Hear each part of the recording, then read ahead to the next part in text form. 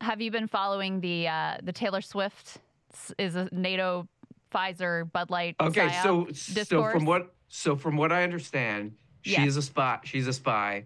She's Right. working with the Chinese Communist Party. And I Out exclusively of watch Singapore. out of.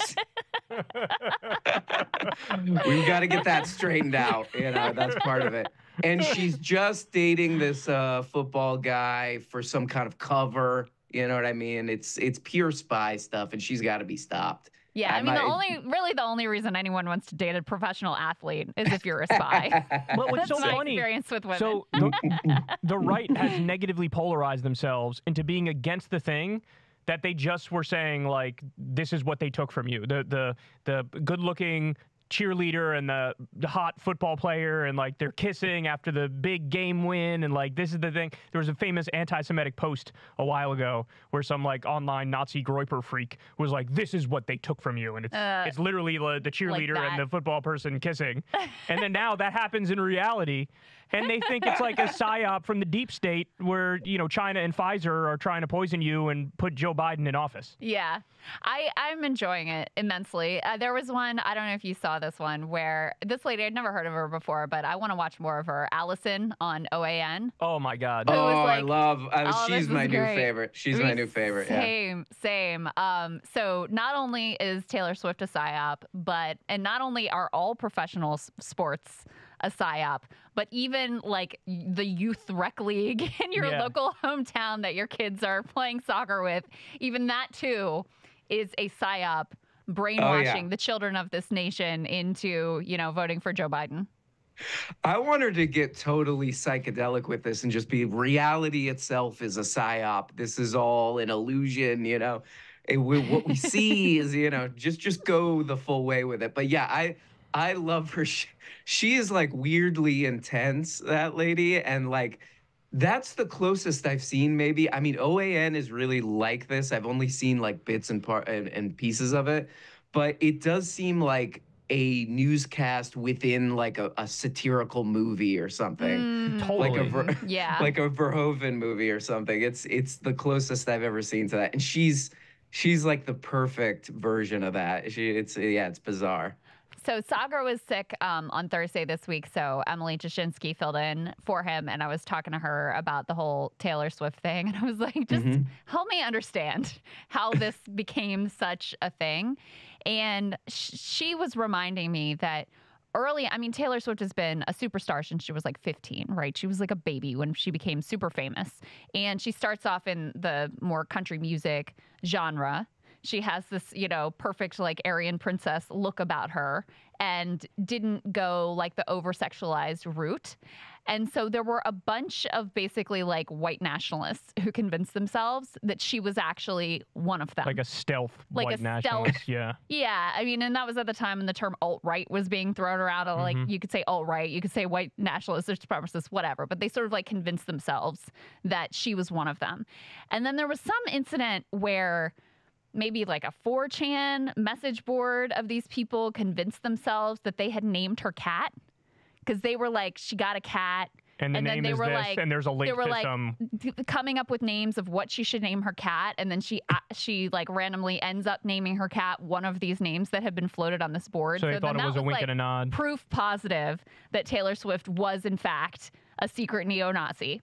And then there was apparently some on the left or liberal side who were like, maybe she is. Maybe this is true. I didn't know this part. I don't know. This is, So, and then it's after that she comes out in 2018 as a like resistance liberal in opposition to Marsha Blackburn. Yeah, she slammed Marsha Blackburn, and she had some very mild like pro-choice comments. Right. Pro-choice, pro-woman, generally like pro-woman kind of comments, and then endorsed Joe Biden in 2020. But a part of, I think, the energy around her is this sense of like, betrayal. She should be one of us. Right? This is the person that we think should be in our camp.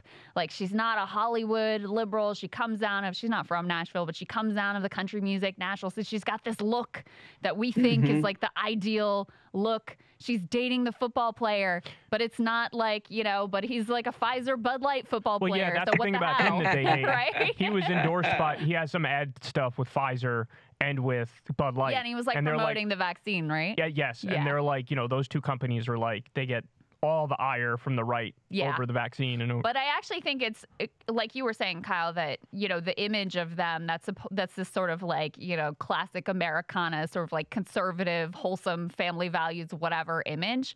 And part of the panic around it and the freak out over it is that sense of betrayal that like this should be coding for us, but it's not. Them doing identity politics, which is the thing that they say the most that they're against. But like they absolutely embrace it. I mean, I was just talking about this on my show the other day that you had Tim Scott went on Sean Hannity's show. They played clips of like liberals making fun of Tim Scott when he was being a little sycophant to Trump at one of his rallies or whatever. And then Tim Scott gets on the screen and starts playing the race card.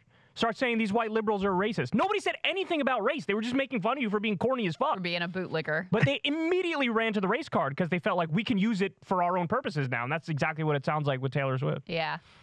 Yeah, exactly. I don't know if you guys saw that video. I can't remember. It's like at a Charlie Kirk festival or whatever, where the guy's like, they got Taylor Swift, but we got celebrities too. Kid Rock, Ted Nugent.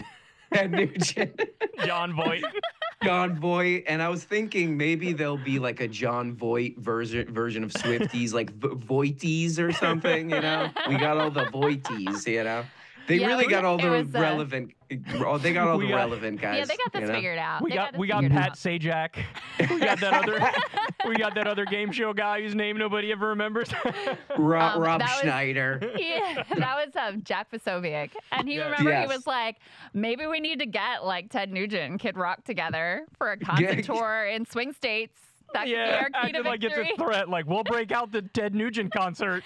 Yeah. You watch it. You just watch as Taylor Swift. I feel like this represents, and you've probably been tracking this closely, this shift on the right where, they do this dance of they trash Hollywood, they hate the culture, they hate the, like Hollywood liberal elites, et cetera, but they also so desperately want these people to be on their team. That's Trump, yeah. And so you see that with like, but we got John Voight, and you see that with the freak out over, oh my God, Taylor Swift might endorse Joe Biden. And then you also see it, I feel like, with the Daily Wire's foray into movies and now rap songs, Ben Shapiro. Where it's it used to be in like the 90s, the conservative panic was like, oh, this rap music is bad. And Shapiro will still do that. Remember when he read the lyrics to WAP? WAP, yeah. Yep. So he'll still do that. But then they also like want to be part of the culture. They're like, we can make culturally relevant products too. Yeah, that's actually, I think, is really interesting because the Daily Wire, they have a real like media production machine, and they've made these movies that are very high production value, and they've, produced them or bought them or whatever. But it is interesting that they could do whatever they want, and they live in an era where all that stuff is very accessible and cheaper, to make literally whatever movie they want. And like how, like exactly they're mimicking Hollywood. Like I watched some of those movies, and they hit the same Hollywood rhythm almost exactly, like word for word. They just Did you watch Lady Ballers? Yep, watched it, and it's mimicking the Sandler, the kind of 90s Sandler era stuff. It's just doing that stuff exactly. Instead of them doing whatever they want, going some totally new direction creatively and all that, they literally are just mimicking Hollywood and then tacking on a message. It's kind of fascinating. It's kind of crazy. So it's just derivative of work from like 20 years ago, basically. Yeah, and I think you're right. I think they do want to be part of Hollywood. I think they see Hollywood as this giant machine that they maybe always wanted to be part of. And so so it's not like, like an independent film, and there's a lot of good kind of independent film now, I think, that goes in a totally weird, different direction that they couldn't before because you would have to go through a whole machine. But yeah, it's interesting. It does seem like they want to be Hollywood. They just want to do Hollywood, but with their political message.